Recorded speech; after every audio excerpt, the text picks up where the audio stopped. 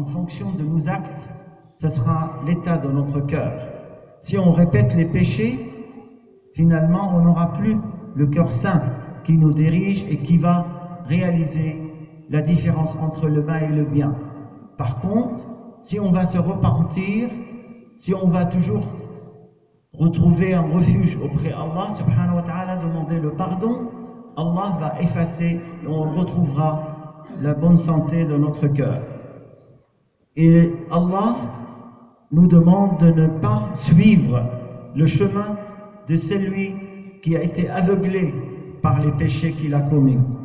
Et il parle à son prophète et n'obéit pas, la parole est d'Allah vers Muhammad, et n'obéit pas à celui dont nous avons rendu le cœur inattentif à notre rappel, celui qui suit ses passions et dont le comportement est outrancier. Furuta, ça veut dire il y a un moment où quand le cœur va perdre sa sensibilité, on ne sait plus se diriger. On a perdu la capacité de suivre la lumière et de profiter de la parole d'Allah subhanahu wa ta'ala. Wa sallam wa baraka ala sayyidina Muhammad wa ala alihi wa sahbihi wa sallam.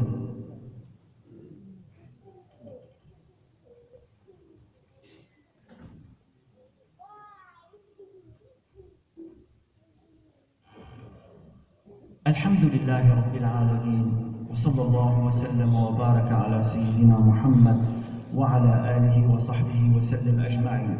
أيها الإخوة، استمعوا لنبيكم يعطينا كيف يجب أن يكون المسلم حتى يبقى قلبه سليما معافى ليلقى الله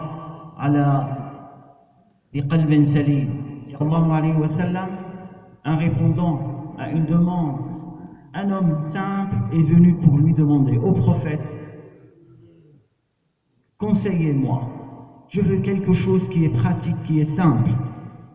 Izni, conseillez-moi, wa awjiz, donnez-moi un conseil mais qui est simple.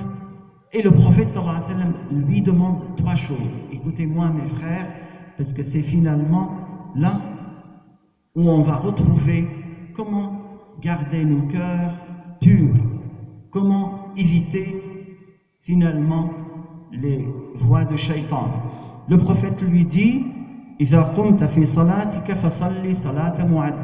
quand tu te lèves pour faire ta prière, fais la prière comme si tu l'as fait, comme si c'est la dernière prière. Après, tu vas tout de suite aller vers Allah subhanahu wa ta'ala, comme si tu meurs après cette prière.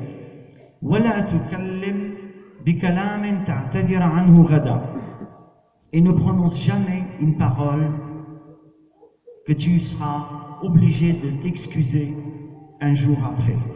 Ça veut dire, contrôle ta parole, contrôle ta langue.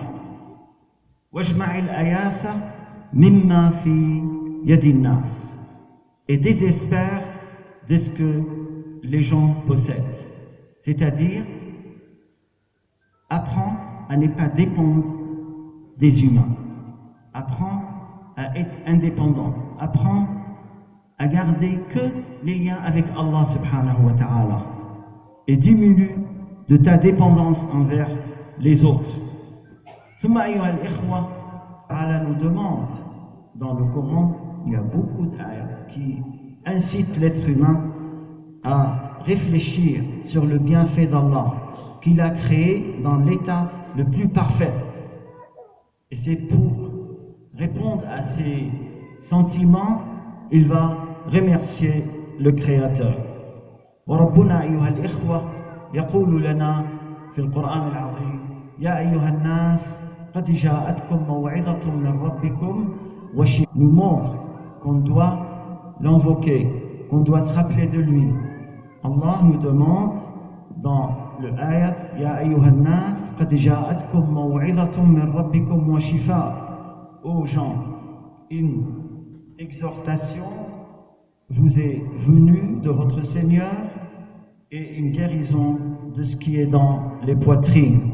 Ça veut dire que finalement, le fait de réfléchir de la parole sur la parole d'Allah subhanahu wa ta'ala est une guérison pour nous. Et il faut toujours demander à Allah le refuge contre le shaitan. Allah nous demande de dire dans le Coran: قُلْ أَعُوذُ بِرَبِّ النَّاسِ مَلِكِ النَّاسِ إِلَهِ النَّاسِ مِنْ شَرِّ الْوَسْوَاسِ الْخَنَّاسِ الَّذِي يُوَسْوِسُ فِي صُدُورِ النَّاسِ من الجنة والناس.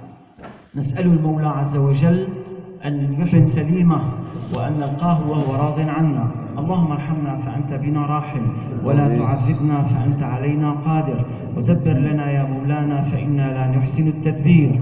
اللهم أعنا على ذكرك وشكرك وحسن عبادتك، ولا تجعلنا من الغافلين يا أرحم الراحمين. اللهم فرج عن المسلمين ما أهمهم وأغمهم يا أكرم الأكرمين، وفك أسر المأسورين، وأحسن خلاص المسجونين، وتب على العصاة والمذنبين بفضلك وكرمك يا حي يا قيوم. اللهم اجعل خير أيامنا خواتيمها، وخير أيامنا خير يوم لقائك، نلقاك وأنت راض عنا، نلقاك بلا إله إلا الله محمد رسول الله. واغفر لنا ولمن علمنا ولوالدينا ولكافة المسلمين وأهل التوحيد. سبحان ربك رب العزة عما يصفون، وسلام على المرسلين، والحمد لله رب العالمين، وأقم الصلاة.